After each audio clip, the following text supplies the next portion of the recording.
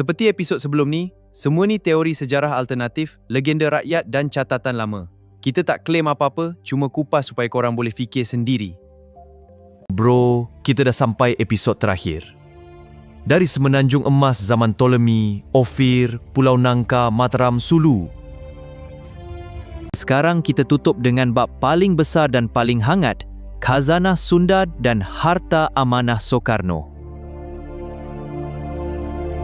Emas ratusan tan yang kononnya disimpan khas untuk bangunkan seluruh Nusantara. Siap-siap, ini penutup yang paling menggigit. Seperti episod sebelum ni, semua ni teori sejarah alternatif, legenda rakyat dan catatan lama. Kita tak klaim apa-apa, cuma kupas supaya korang boleh fikir sendiri. Catatan Portugis dan China sebut mereka ekspor emas, permata dan rempah. Raja-raja pakai regalia emas bertimbun dari lombong Gunung Salak dan Gunung Gede. Ada legenda raja simpan khazanah di gua-gua rahsia. Bila kerajaan jatuh, banyak harta disembunyikan. Dan khazanah Sunda ni kononnya menyambung terus ke bab paling besar, Harta Amanah Soekarno. Bro, ini bukan emas biasa. Kononnya ini amanah raja-raja Nusantara yang diwariskan kepada Bung Karno untuk kesejahteraan seluruh bangsa.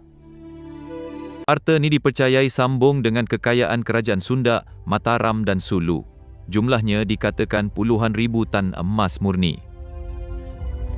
Soekarno dipilih sebagai pemegang amanah kerana beliau dianggap pemimpin yang adil dan boleh dipercayai oleh raja-raja lama. Puncak cerita adalah perjanjian rahsia di Geneva pada 14 November 1963. Soekarno jumpa Presiden JFK. Perjanjian ini dikenali sebagai Green Hilton Memorial Agreement. Amerika kononnya mengaku emas Nusantara adalah milik sah Indonesia.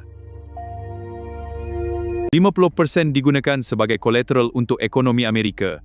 50% kekal sebagai amanah untuk rakyat Indonesia dan Nusantara. Ada emas batang yang ramai kata mirip dengan harta amanah. Berat, ada cap dan gambar Soekarno. Ada surat daripada Sobanrio tahun 1986 yang kononnya sebut tentang harta amanah dan cap UBS Switzerland. Wasiat Soekarno pula dikatakan ada arahan khas pasal amanah ini untuk generasi akan datang. Rakyat Indonesia yang terhormat, Soekarno sendiri pernah sebut pasal khazanah bangsa yang akan digunakan untuk kesejahteraan rakyat. Marilah kita junjung tinggi amanah ini. Ada yang kata ini teori konspirasi semata-mata. Tapi ramai rakyat masih percaya kerana ia beri harapan besar. Apapun, harta amanah Soekarno tunjuk satu benda. Emas Nusantara masih hidup sebagai simbol harapan dan kuasa bangsa. Jadi tuan-puan, dari episod 1 sampai 5, kita dah lihat emas Nusantara bukan sekadar logam. Ia simbol kegemilangan tamadun Melayu yang pernah ada di rantau ini. Sama ada betul atau legenda, sejarah kita kaya gila dan patut kita jaga serta banggakan. Terima kasih korang yang stay dari episod 1 sampai habis. Korang yang buat series ni, hidup!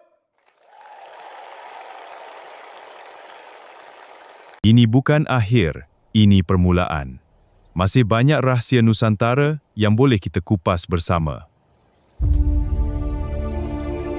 Like, share, subscribe dan tekan loceng supaya tak ketinggalan episod baru.